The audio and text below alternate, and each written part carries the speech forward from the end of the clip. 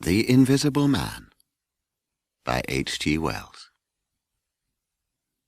The stranger came early in February, through biting wind and driving snow, walking from Bramblehurst railway station and carrying a little black portmanteau in his thickly gloved hand.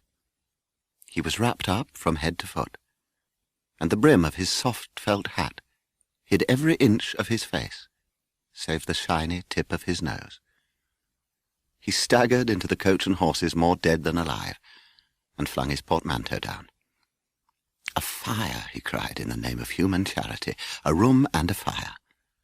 He stamped, and shook the snow from off himself in the bar, and followed Mrs. Hall into her guest parlour to strike his bargain. And with that much introduction, that and a couple of sovereigns flung upon the table, he took up his quarters in the inn. Mrs. Hall lit the fire, and left him there while she went to prepare him a meal with her own hands. A guest to stop at Iping in the winter-time was an unheard-of piece of luck, let alone a guest who was no haggler, and she was resolved to show herself worthy of her good fortune. She carried the cloth, plates, and glasses into the parlour, and began to lay them with the utmost éclat. Although the fire was burning up briskly, she was surprised to see that her visitor still wore his hat and coat, and stood with his back to her, and staring out of the window at the falling snow in the yard. "Can I take your hat and coat, sir?" she said, "and give them a good dry in the kitchen?" "No," he said, without turning. He turned his head and looked at her over his shoulder. "I prefer to keep them on," he said with emphasis. And she noticed that he wore big blue spectacles with side-lights, and had a bushy side-whisker over his coat collar that completely hid his face.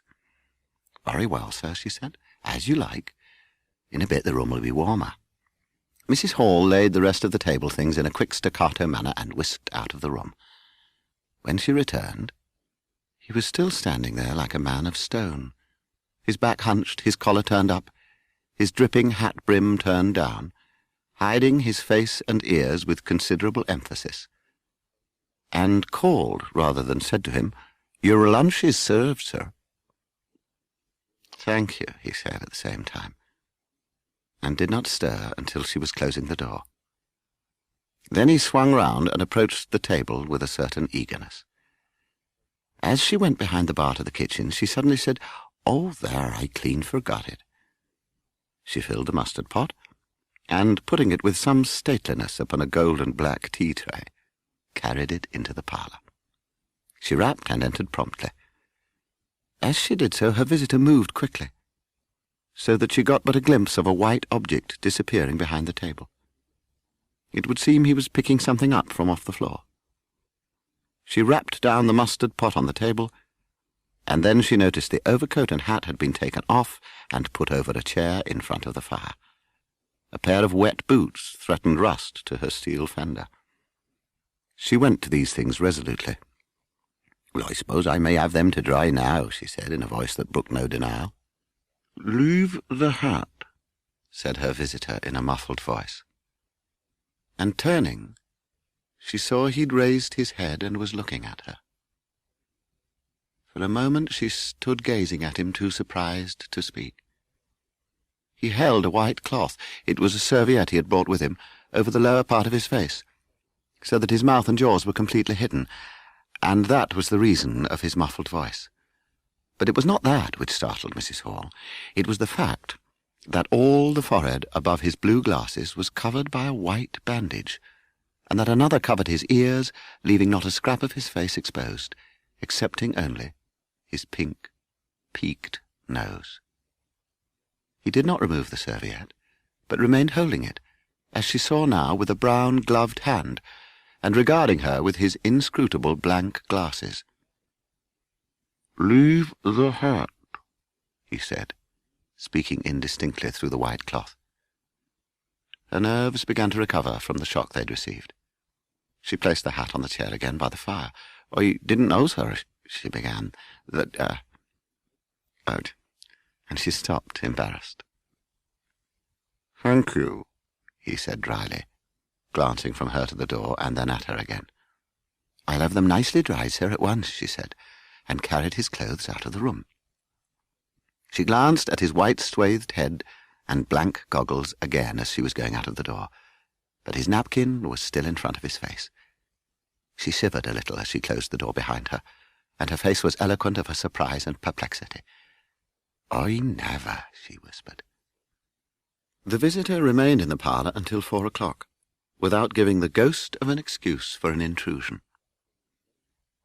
So it was that on the 9th day of February, at the beginning of the thaw, this singular person fell out of infinity into Iping village. Next day his luggage arrived through the slush. When Mrs. Hall took his dinner in to him, he did not hear her until she had put the tray on the table. Then he half turned his head, and immediately turned it away again. But she saw he had removed his glasses. They were beside him on his table, and it seemed to her that his eye sockets were extraordinarily hollow. There were a number of skirmishes with Mrs. Hall in matters of domestic discipline, but in every case until late in April, when the first signs of penury began, he overrode her by the easy expedient of an extra payment. Now it happened that in the early hours of Whit Monday, Mr. Hall was on the landing, and he was surprised to see that the stranger's door was ajar. He rapped at it. There was no answer. He rapped again, then pushed the door wide open. Mrs. Hall was close behind him. The bed, the room also, was empty, and what was queerer even to his heavy intelligence, on the bedroom chair, and along the rail of the bed, were scattered the garments, the only garments, so far as he knew, and the bandages of their guest. His big slouch hat, even, was cocked jauntily over the bedpost. "Johnny," he said, "he's not in his room, he ain't." At first Mrs. Hall did not understand. "Well, if he ain't there," she said, "his clothes are. And what's he doing without his clothes, then?" 'Twas a most curious business. She went forward and put her hand on the pillow, and then under the clothes. "Cold," she said. "He's been up this hour or more." As she did so, a most extraordinary thing happened. The bedclothes gathered themselves together, leapt up suddenly into a sort of peak, and then jumped headlong over the bottom rail. It was exactly as if a hand had clutched them in the centre and flung them aside. Immediately after, the stranger's hat hopped off the bedpost, described a whirling flight in the air through the better part of a circle, and then dashed straight at Mrs. Hall's face. Then as swiftly came the sponge from the washstand, and then the chair, flinging the stranger's coat and trousers carelessly aside, and laughing dryly in a voice singularly like the stranger's, turned itself up with its 4 legs at Mrs. Hall, seemed to take aim at her for a moment, and then charged at her. She screamed and turned, and then the chair legs came gently but firmly against her back, and impelled her and Hall out of the room. The door slammed violently and was locked. The chair and bed seemed to be executing a dance of triumph for a moment, and then, abruptly, everything was still. Mrs. Hall was left almost in a fainting condition in Mr. Hall's arms on the landing. It was with the greatest difficulty that Mr. Hall succeeded in getting her downstairs and applying the restoratives customary in such cases. The stranger went into the little parlour of the Coach and Horses about 5:30 in the morning, and there he remained until near midday, the blinds down, the door shut, and none, after the Hall's repulse, venturing near him. About noon he suddenly opened his parlour door, and stood glaring fixedly at the 3 or 4 people in the bar. "Mrs. Hall," he said. Mrs. Hall appeared after an interval, a little short of breath, but all the fiercer for that. Hall was still out. She had deliberated over this scene, and she came holding a little tray with an unsettled bill upon it. "Is it your bill you're wanting, sir?" she said. Why wasn't my breakfast laid? Why haven't you prepared my meals and answered my bell? Do you think I live without eating? Why isn't my bill paid? Said Mrs. Hall. That's what I want to know. I told you 3 days ago I was awaiting a remittance. I told you 3 days ago I wasn't going to await no remittances. You can't grumble if your breakfast waits a bit if my bill's been waiting these 5 days, can you? The stranger swore, briefly but vividly. You don't understand, he said, who I am or what I am. I'll show you. By heaven, I'll show you. Then he put his open palm over his face and withdrew it. The centre of his face became a black cavity. Here, he said. He stepped forward and handed Mrs. Hall something which she, staring at his metamorphosed face, accepted automatically. Then when she saw what it was, she screamed loudly, dropped it, and staggered back. The nose. It was the stranger's nose, pink and shining, rolled on the floor with a sound of hollow cardboard. Then he removed his spectacles, and everyone in the bar gasped. He took off his hat, and with a violent gesture tore at his whiskers and bandages. For a moment they resisted him. A flash of horrible anticipation passed through the bar. "Oh, my God," said someone. Then off they came. It was worse than anything. Mrs. Hall, standing open-mouthed and horror-struck, shrieked at what she saw, and made for the door of the house. Everyone began to move. They were prepared for scars, disfigurement, tangible horrors. But nothing. The bandages and false hair flew across the passage into the bar, making a hobbledehoy jump to avoid them.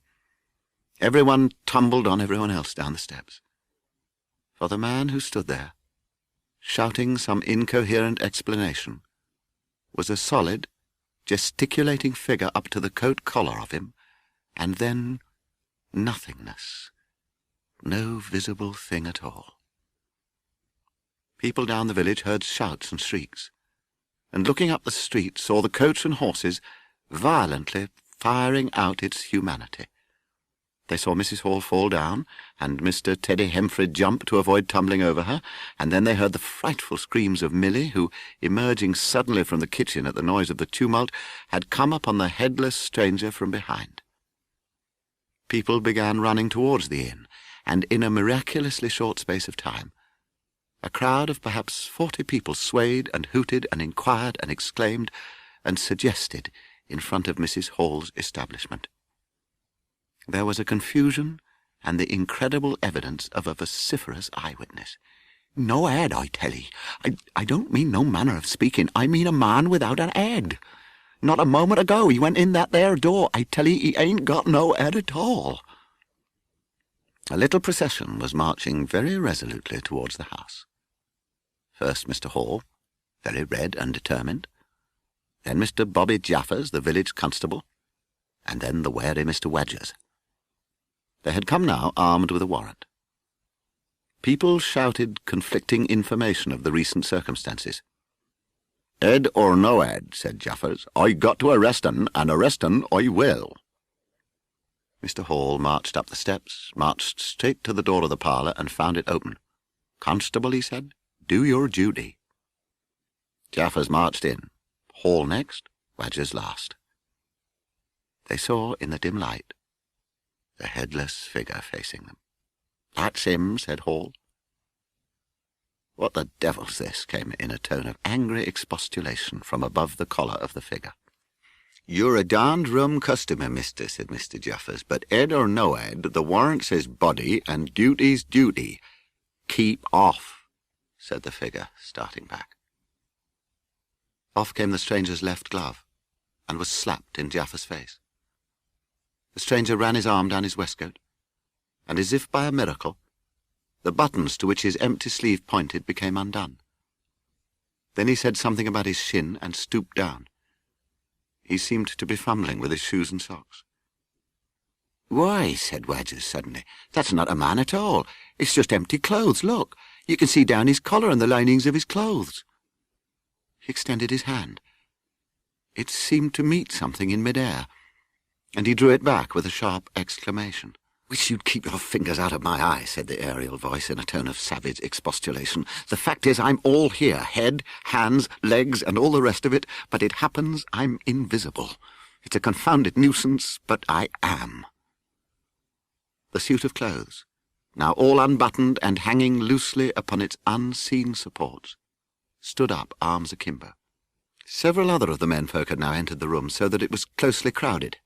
"Invisible, eh?" said Huckster, ignoring the stranger's abuse. "Who ever heard of the likes of that?" Abruptly the figure sat down, and before anyone could realize what was being done, the slippers, socks, and trousers had been kicked off under the table. Then he sprang up again and flung off his coat. "Here, stop that," said Jaffers, suddenly realizing what was happening. He gripped the waistcoat, it struggled, and the shirt slipped out of it and left it limp and empty in his hand. "Hold him," said Jaffers loudly, "once he gets his things off." "Hold him," cried everyone, and there was a rush at the fluttering white shirt, which was now all that was visible of the stranger. The shirt's sleeve planted a shrewd blow in Hall's face that stopped his open-armed advance and sent him backward into old Toothsome the sexton, and in another moment the garment was lifted up and became convulsed and vacantly flapping about the arms, even as a shirt that is being thrust off over a man's head.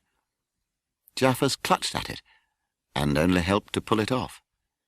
He was struck in the mouth out of the air, and incontinently drew his truncheon and smote Teddy Henfrey savagely upon the crown of his head. "Look out," said everybody, fencing at random and hitting at nothing. Hold him, shut the door, don't let him loose. I got something, here he is." A perfect babel of noises they made. "I got him," shouted Jaffers, choking and reeling through them all and wrestling with purple face and swelling veins against his unseen enemy. Then he suddenly spun round and fell heavily with his head on the gravel. Only then did his fingers relax. Halfway across the road a woman screamed as something pushed by her. A dog, kicked apparently, yelped and ran howling into Huckster's yard, and with that the transit of the invisible man was accomplished. The Jolly Cricketers is just at the bottom of the hill in Burdock, where the tram lines begin. The barman leant his fat red arms on the counter and talked of horses with an anaemic cabman, while a black-bearded man in grey snapped up biscuit and cheese, drank Burton, and conversed in American with a policeman off duty. News travels fast in Sussex. Footsteps approached, running heavily. The door was pushed open violently, and a little man, weeping and dishevelled, the neck of his coat torn open, rushed in. "He's coming!" he bawled, his voice shrieking with terror. "He's coming, the invisible man!" "Shut the doors," said the policeman. "Here you are," said the barman. "Come in here." And he held up the flap of the bar. The man rushed behind the bar.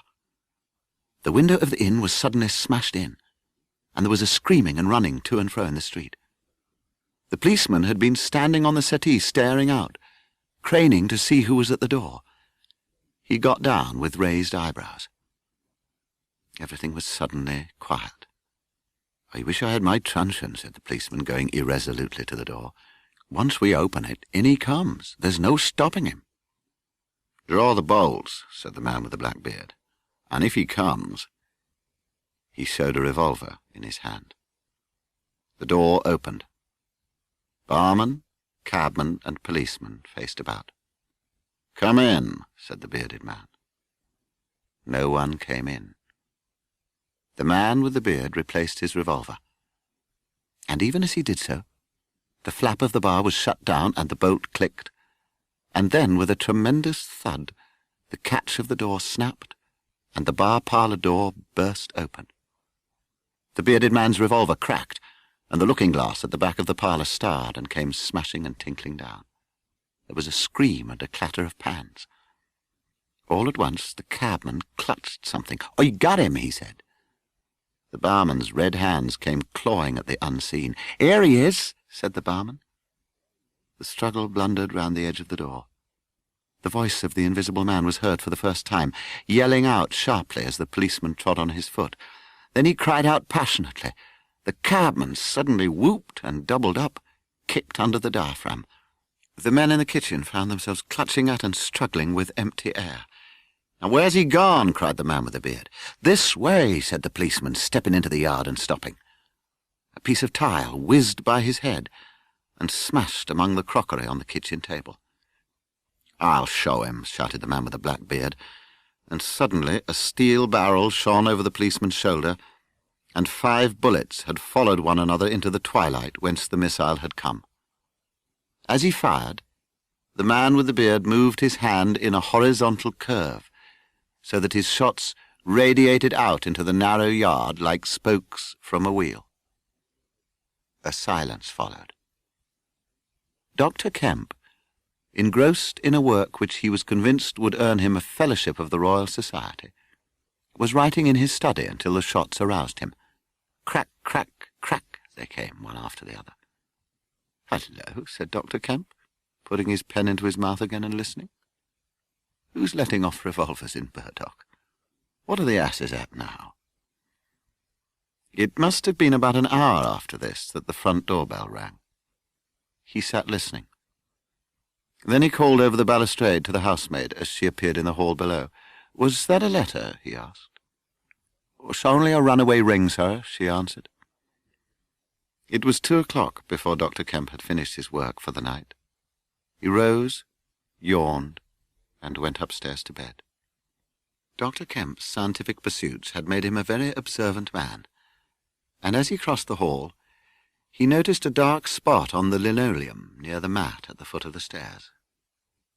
Without any great surprise, he found it had the stickiness and colour of drying blood. On the landing he saw something and stopped astonished. The door-handle of his room was blood-stained. He went straight into his own room, his face quite calm, perhaps a trifle more resolute than usual. His glance, wandering inquisitively, fell on the bed. On the counterpane was a mess of blood, and the sheet had been torn. Then he had an odd impression that he'd heard a low voice say, "Good heavens, Kemp!" But Dr. Kemp was no believer in voices. Suddenly, with a start, he perceived a coiled and blood-stained bandage of linen rag hanging in mid-air between him and the wash-hand stand. He stared at this in amazement. It was an empty bandage, a bandage properly tied, but quite empty. He would have advanced to grasp it, but a touch arrested him, and a voice speaking quite close to him. "Kemp," said the voice. "Eh?" said Kemp with his mouth open. "Keep your nerve," said the voice. "I'm an invisible man." Kemp made no answer for a space, simply stared at the bandage. "Invisible man," he said. "I am an invisible man," repeated the voice. "If you shout, or try and find me, I'll smash your face. I want your help. I don't want to hurt you, but if you behave like a frantic rustic, I must. Don't you remember me, Kemp?" "Well, I don't think so, but go on," said Kemp. "I am Griffin of University College, and I've made myself invisible. I'm just an ordinary man, a man you've known, made invisible." "Griffin," said Kemp. "Griffin," answered the voice. "A younger student than you were, almost an albino, 6 feet high and broad, with a pink and white face and red eyes, who won the medal for chemistry. But I'm wounded and in pain, and I'm tired. And great God, Kemp, you are a man. Take it steady, please. Give me some food and drink, and just let me sit down here. Give me some whiskey. I'm near dead." "Whiskey? Why, here." Kemp felt the glass drawn away from him. "Food?" said Kemp. The tumbler of whiskey tilted itself. "Yes," said the invisible man, wrapping it down. "Have you got a dressing gown?" Kemp made some exclamation in an undertone. He walked to a wardrobe, and produced a robe of dingy scarlet. It was taken from him. It hung limp for a moment in mid-air, fluttered weirdly, stood full and decorous, buttoning itself, and sat down in his chair. "I'll see what there is to eat downstairs," said Kemp. After he had done eating, and he made a heavy meal, the Invisible Man demanded a cigar. It was strange to see him smoking. His mouth and throat and pharynx became visible as a sort of whirling smoke cast. "How was it all done?" said Kemp, "and how did you get like this?" The Invisible Man was silent for a space. "I can't tell you tonight. I haven't slept for 3 days." "Well, have my room, have this room. You have my word that you will be safe in my house." And Kemp walked out, closing the door behind him. Before he retired, Kemp wrote a hasty note for his housekeeper to deliver in the morning. He read it over and considered it. Then he took an envelope and addressed it to Colonel Adey, Port Burdock. Having breakfasted the following morning, Griffin explained to Kemp the substance of his amazing discovery.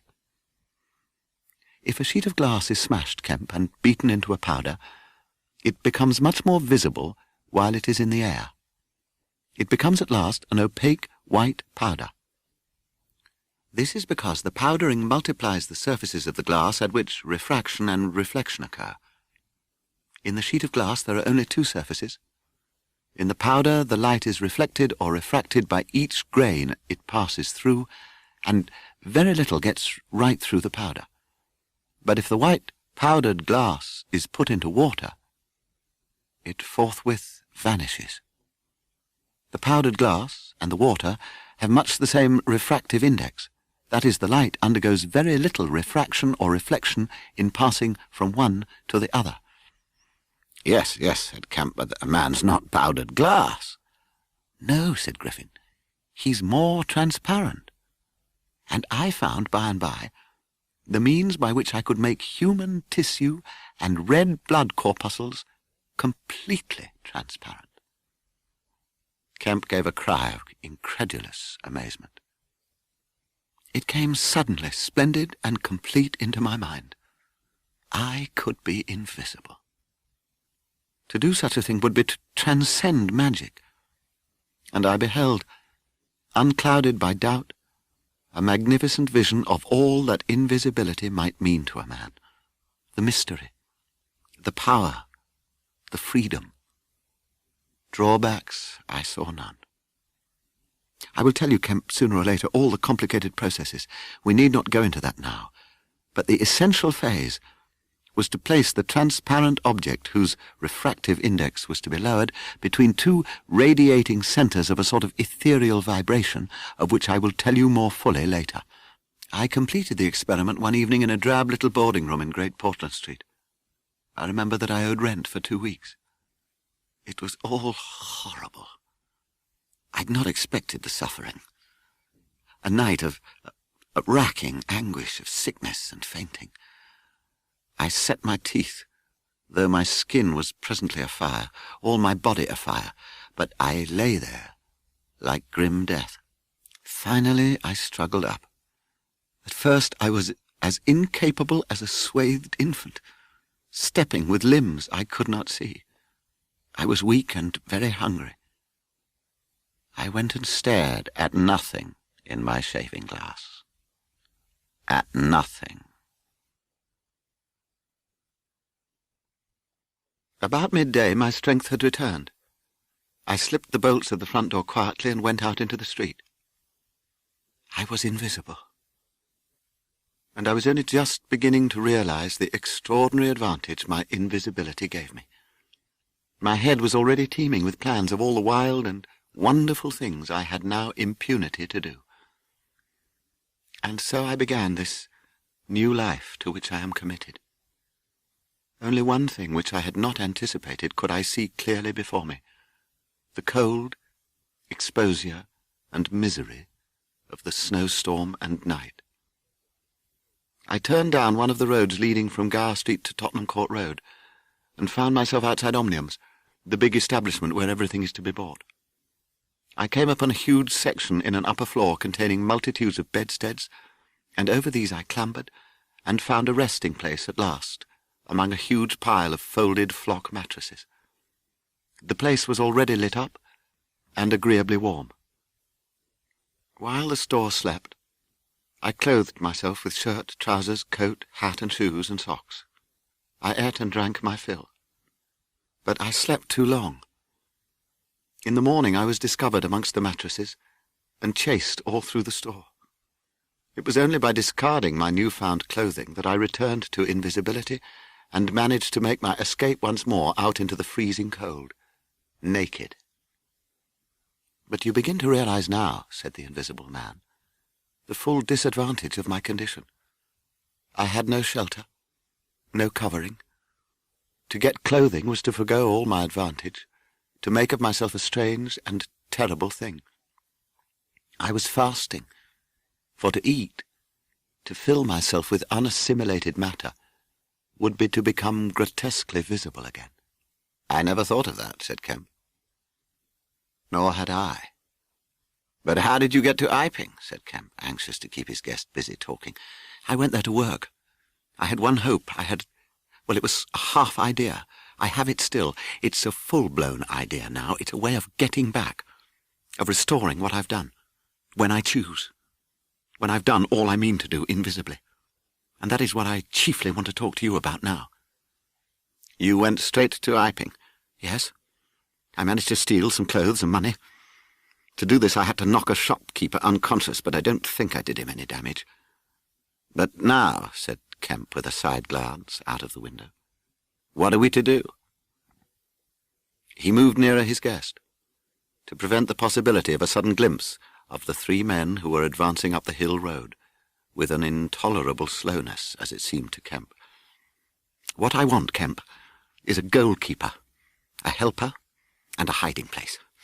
An arrangement whereby I can sleep and eat and rest in peace and unsuspected. I must have a confederate.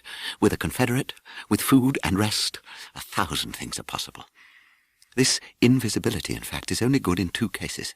It's useful in getting away, and it's useful in approaching. It's particularly useful, therefore, in killing.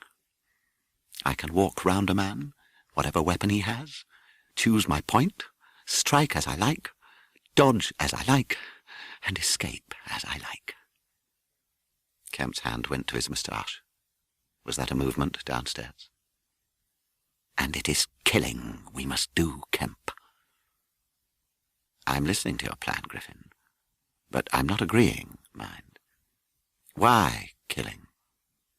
Not wanton killing, but a judicious slaying.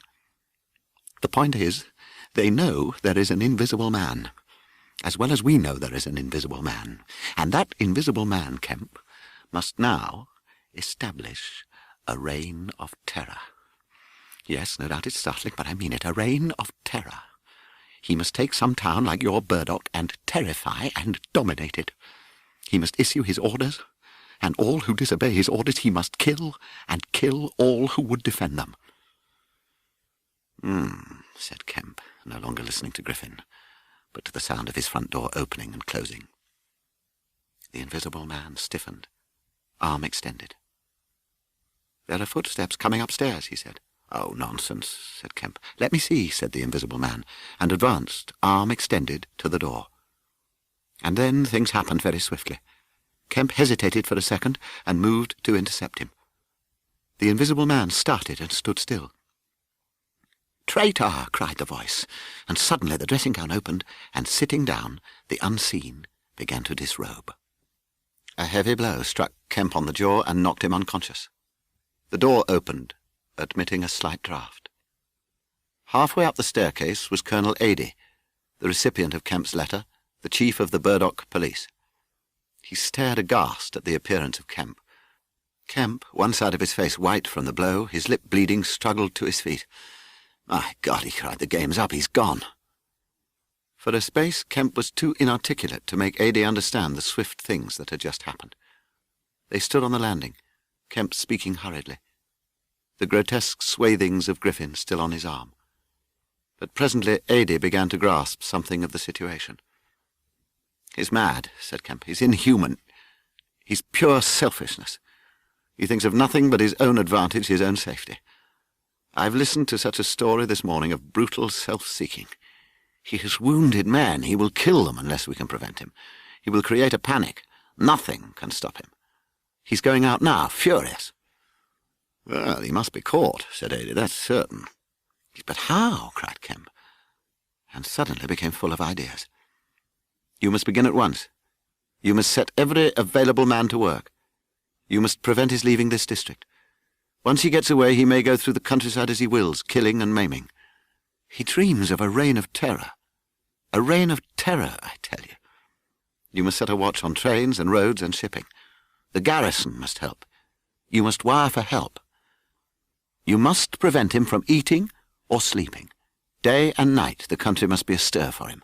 Food must be locked up and secured, all food, so that he will have to break his way to it. The houses everywhere must be barred against him. Heaven send us cold nights and rain. The whole countryside must begin hunting and keep hunting. I tell you, Ada, he is a danger, a disaster. Unless he is pinned down and secured, it is frightful to think of the things that may happen." "Well, what else can we do?" said Ada. "I must go down at once and begin organising. But why not come? Yes, you come too. Come, and we must hold a sort of council of war. Get Hops to help and the railway managers. By Jove, it's urgent. Come along, tell me as we go. What else is there we can do? Put that stuff down." In another moment, Ada was leading the way downstairs. They found the front door open, and the policeman standing outside, staring at empty air. "He's got away, sir," said one. "We must go to the central station at once," said Ada. "One of you go on down and get a cab to come up and meet us, quickly. And now, Kemp, what else?" "Dogs," said Kemp. "Get dogs. They don't see him, but they scent him. Get dogs." "Yes, good," said Ada. "Not generally known, but the prison's officials over at Halstead know a man with bloodhounds. Dogs, yes, good. What else?" "Bear in mind," said Kemp, "his food shows. After eating, his food shows until it is assimilated, so that he has to hide after eating. You must keep on beating every thicket, every quiet corner, and put all weapons, all implements that might be weapons, away. He can't carry such things for long, and what he can snatch up and strike men with must be hidden away." "Yes, yes, good again," said Ada. "We'll have him yet." "And on the roads," said Kemp, and hesitated. "Yes," said Ada. "Powdered glass," said Kemp. "It's cruel, I know, but just think of what he may do." Ada drew the air in between his teeth sharply. "Well, it's unsportsmanlike. I don't know, you know, but all right, I'll have powdered glass got ready. I mean, if he goes too far—" "The man's become inhuman, I tell you," said Kemp. "I am as sure he will establish a reign of terror so soon as he's got over the emotions of this escape as I am sure I am talking to you. Our only chance is to be ahead. He has cut himself off from his kind. His blood be upon his own head." Griffin vanished from human ken about midday, and no living witness can tell what he did until about 2:30. It was a fortunate thing, perhaps, for humanity, but for him it was a fatal inaction. During that time, a growing multitude of men scattered over the countryside were busy. In the morning he had still been simply a legend, a terror. By 2 o'clock even he might still have removed himself out of the district by getting aboard a train, but after 2 that became impossible. Every passenger train along the lines on a great parallelogram between Southampton, Winchester, Brighton and Horsham travelled with locked doors, and the goods traffic was almost entirely suspended. And in a great circle of 20 miles round Burdock, men armed with guns and bludgeons were presently setting out in groups of 3 and 4, with dogs, to beat roads and fields. Mounted policemen rode along the country lanes, stopping at every cottage and warning the people to lock up their houses and keep indoors unless they were armed, and all the elementary schools had broken up by 3 o'clock, and the children, scared and keeping together in groups, were hurrying home. Kemp's proclamation, signed indeed by Ada, was posted over almost the whole district by 4 or 5 o'clock in the afternoon. It gave briefly but clearly all the conditions of the struggle, the necessity of keeping the invisible man from food and sleep, the necessity for incessant watchfulness, and for a prompt attention to any evidence of his movements. And so swift and decided was the action of the authorities, so prompt and universal was the belief in this strange being, that before nightfall an area of several hundred square miles was in a stringent state of siege. Kemp read a strange missive, written in pencil on a greasy sheet of paper. "You have been amazingly energetic and clever," this letter ran, "though what you stand to gain by it I cannot imagine. You are against me. For a whole day you have chased me. You have tried to rob me of a night's rest. But I have had food in spite of you. I have slept in spite of you. And the game is only beginning. The game is only beginning. There is nothing for it but to start the terror. This announces the first day of the terror. Burdock is no longer under the Queen. Tell your colonel of police and the rest of them. It is under me, the terror. This is day 1 of year 1 of the new epoch, the epoch of the invisible man. Today, Kemp is to die." Kemp read this letter twice. "That's no hoax," he said. "That's his style. That's his voice. And he means it." From a locked drawer in his bedroom he took a little revolver, examined it carefully, and put it into the pocket of his lounge jacket. He wrote a number of brief notes, one to Colonel Ada, gave them to his servant to take, with explicit instructions as to her way of leaving the house. "There is no danger," he said, and added a mental reservation, "to you." Presently he heard the front door bell ringing and hurried downstairs. He unbolted and unlocked the door, examined the chain, put it up, and opened cautiously, without showing himself. A familiar voice hailed him. It was Ada. "Your servant's been assaulted, Kemp," he said round the door. "Had that note of yours taken away from her. He's close about here. Let me in." Kemp released the chain, and Ada entered through as narrow an opening as possible. He stood in the hall, looking with infinite relief at Kemp refastening the door. "The note was snatched out of her hand. Scared her horribly. She's down at the station. Hysterics, all that. He's close here. What was it about?" Kemp swore. "What a fool I was," he said. "What's up?" said Ada. "Look here," said Kemp, and led the way into his study. He handed Ada the invisible man's letter. Ada read it, and whistled softly. "And you?" said Ada. "Proposed a trap, like a fool," said Kemp, "and sent my proposal out by a maidservant. To him." Ada followed Kemp's profanity. He'll clear out," said Ada. "Not him," said Kemp. A resounding smash of glass came from upstairs. Ada had a silvery glimpse of a little revolver half out of Kemp's pocket. "It's a window upstairs," said Kemp, and led the way up. There came a second crash while they were still on the staircase. When they reached the study, they found 2 of the 3 windows smashed, half the room littered with splintered glass, and one big flint lying on the writing table. The 2 men stopped in the doorway, contemplating the wreckage. Kemp swore again, and as he did so the 3rd window went with a snap like a pistol, hung starred for a moment, and collapsed in jagged, shivering triangles into the room. "What's this for?" said Ada. "It's a beginning," said Kemp. "There's no way of climbing up here." "Not for a cat," said Kemp. "No shutters?" "Not here. All the downstairs room—" Hello. Smash, and then the whack of boards hit hard came from downstairs. "Confound him," said Kemp. That must be, yes, it's one of the bedrooms. He's going to do all the house. But he's a fool. The shutters are up and the glass will fall outside. He'll cut his feet. Another window proclaimed its destruction. The two men stood on the landing, perplexed. "I have it," said Ada. "Let me have a stick or something.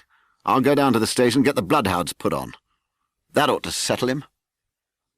Another window went the way of its fellows. "You haven't got a revolver?" asked Ada. Kemp handed him the weapon. "Now for the door," said Ada. As they stood hesitating in the hall, they heard one of the first-floor bedroom windows crack and clash. Kemp went to the door and began to slip the bolts as silently as possible. His face was a little paler than usual. "You must step straight out now," said Kemp. In another moment, Ada was on the doorstep, and the bolts were dropping back into the staples. He marched upright and square down the steps. He crossed the lawn and approached the gate. Something moved near him. "Stop a bit," said a voice, and Ada stopped dead, and his hand tightened on the revolver. "Well?" said Ada, white and grim and every nerve tense. "Oblige me by going back to the house," said the voice, as tense and grim as Ada's. "Sorry," said Ada a little hoarsely, and moistened his lips with his tongue. "Where I go," he said slowly, "is my own business." The words were still on his lips, when an arm came round his neck. His back felt a knee, and he was sprawling backward. He drew clumsily and fired absurdly, and in another moment he was struck in the mouth, and the revolver wrested from his grip. He made a vain clutch at a slippery limb, tried to struggle up, and fell back. "Damn," said Ada. The voice laughed. "Well?" said Ada, sitting up. "Get up," said the voice. Ada stood up. Kemp had hurried upstairs after letting Ada out, and now, crouching among the broken glass, and peering cautiously over the edge of the study windowsill, he saw Ada stand parleying with the unseen. "Why doesn't he fire?" whispered Kemp to himself. And then the revolver moved a little, and the glint of the sunlight flashed in Kemp's eyes. "Surely," he said, "Ada has given up the revolver." Ada turned towards the house, walking slowly, with his hands behind him. Kemp watched him, puzzled. The revolver vanished, flashed again into sight, vanished again, and became evident on a closer scrutiny as a little dark object following Ada. Then things happened very quickly. Ada leapt backwards, swung round, clutched at this little object, missed it, threw up his hands, and fell forward on his face, leaving a little puff of blue in the air. Kemp did not hear the sound of the shot. Ada writhed, raised himself on one arm, fell forward, and lay still. Coming along the road by the villas were the housemaid and two policemen. Everything was deadly still. The three people seemed very slow in approaching. Kemp wondered what his antagonist was doing. He started. There was a smash from below. He hesitated and went downstairs again. Suddenly the house resounded with heavy blows and the splintering of wood. Kemp stood in the passage trying to think. In a moment the invisible man would be in the kitchen. The door would not keep him a moment, and then... A ringing came at the front door again. That would be the policeman. He ran into the hall, put up the chain, and drew the bolts. He made the girl speak before he dropped the chain, and the three people blundered into the house in a heap, and Kemp slammed the door shut again. "The invisible man," said Kemp. "He has a revolver with 2 shots left. He's killed Ada. Shot him anyhow. Didn't you see him on the lawn? He's lying there." "Who?" said one of the policemen. "Ada," said Kemp. "He came round the back way," said the girl. "What's that smashing?" asked one of the policemen. "He's in the kitchen, or will be soon. He's found an axe." And then they heard the kitchen door give. "This way," cried Kemp, bursting into activity, and bundled the policeman into the dining-room doorway. "Poker," said Kemp, and rushed to the fender. He handed the poker he'd carried to one policeman, and the dining-room one to the other. He suddenly flung himself backward. "Whoop!" said one policeman, ducked, and caught the axe on his poker. The pistol snapped its penultimate shot, and ripped a valuable picture. The second policeman brought his poker down on the little weapon as one might knock down a wasp, and sent it rattling to the floor. The axe receded into the passage. They could hear the invisible man breathing. "Stand away, you two," he said. "I want that man Kemp." "We want you," said the first policeman, making a quick step forward and wiping with his poker at the voice. The invisible man must have started back, and he blundered into the umbrella stand. Then, as the policeman staggered with the swing of the blow he'd aimed, the invisible man countered with the axe, the helmet crumpled like paper, and the blow sent the man spinning to the floor at the head of the kitchen stairs. But the second policeman, aiming behind the axe with his poker, hit something soft that snapped. There was a sharp exclamation of pain, and then the axe fell to the ground. The policeman wiped again at vacancy, and hit nothing. He put his foot on the axe and struck again. Then he stood, poker clubbed, listening, intent for the slightest movement. He heard the dining-room window open, and a quick rush of feet within. His companion rolled over and sat up with the blood running down between his eye and ear. "Where is he?" asked the man on the floor. "Don't know. I've hit him. He's standing somewhere in the hall unless he slipped past you. Dr. Kemp, sir. Dr. Kemp," cried the policeman again. The second policeman began struggling to his feet. He stood up. Suddenly the faint pad of bare feet on the kitchen stairs could be heard. "Yep," cried the first policeman, and flung his poker. It smashed a little gas bracket. He made as if he would pursue the invisible man. Then he thought better of it and stepped into the dining-room. "Dr. Kemp," he began, and stopped short. The dining-room window was wide open, and neither handmaid nor Kemp was to be seen. The second policeman's opinion of Kemp was terse and vivid. Emerging into the hill road, Kemp naturally took the downward direction. He ran well for a man out of training, and though his face was white and wet, his wits were cool to the last. He ran with wide strides, and wherever a patch of rough ground intervened, wherever there came a patch of raw flints, or a bit of broken glass shone dazzling, he crossed it, and left the bare, invisible feet that followed to take what line they would. The people below were staring at him. One or two were running, and his breath was beginning to saw in his throat. A tram was quite near now, and the Jolly Cricketers was noisily barring its doors. Beyond the tram were posts and heaps of gravel, the drainage works. He had a transitory idea of jumping into the tram and slamming the doors, and then he resolved to go for the police station. In another moment he'd passed the door of the Jolly Cricketers, and was in the blistering fag end of the street with human beings about him. The tram driver and his helper, astounded by the sight of his furious haste, stood staring with the tram horses unhitched. Further on, the astonished features of navvies appeared above the mounds of gravel. His pace broke a little, and then he heard the swift pad of his pursuer and leapt forward again.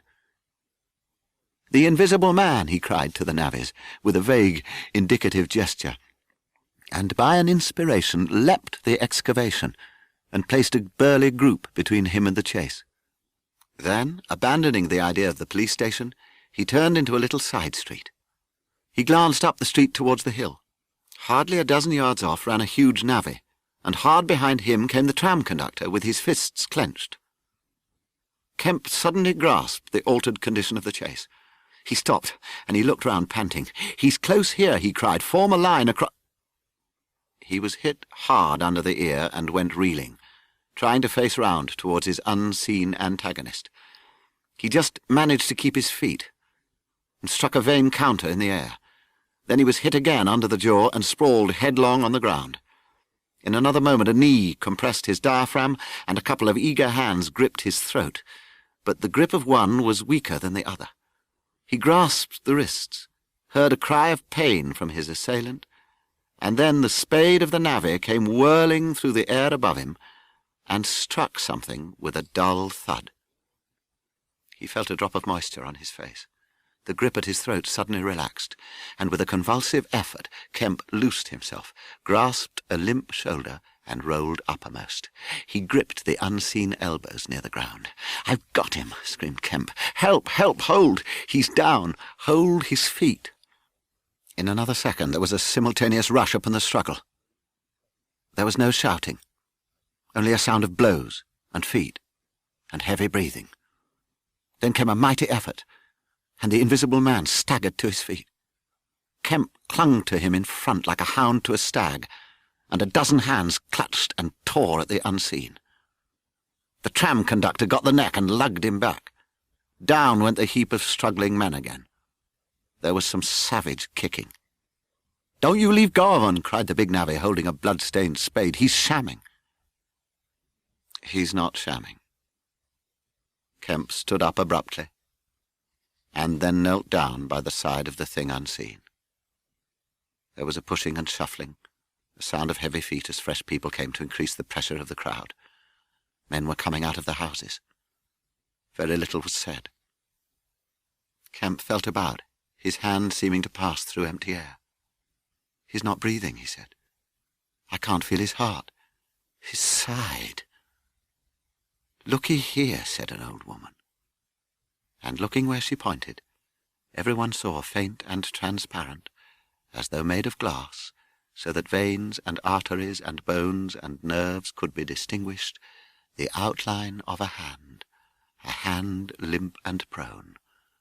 It grew clouded and opaque even as they stared. And so slowly, beginning at his hands and feet, and creeping slowly along his limbs, that strange change to visible fleshliness continued. It was like the slow spreading of a poison.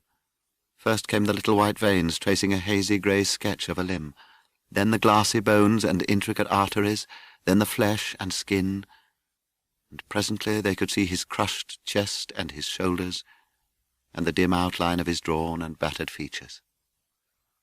When at last the crowd made way for Kemp to stand erect, there lay naked and pitiful on the ground the bruised and broken body of a young man about 30.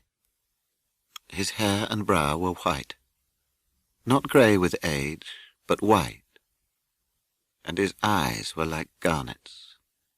His hands were clenched, his eyes wide open, and his expression was one of anger and dismay.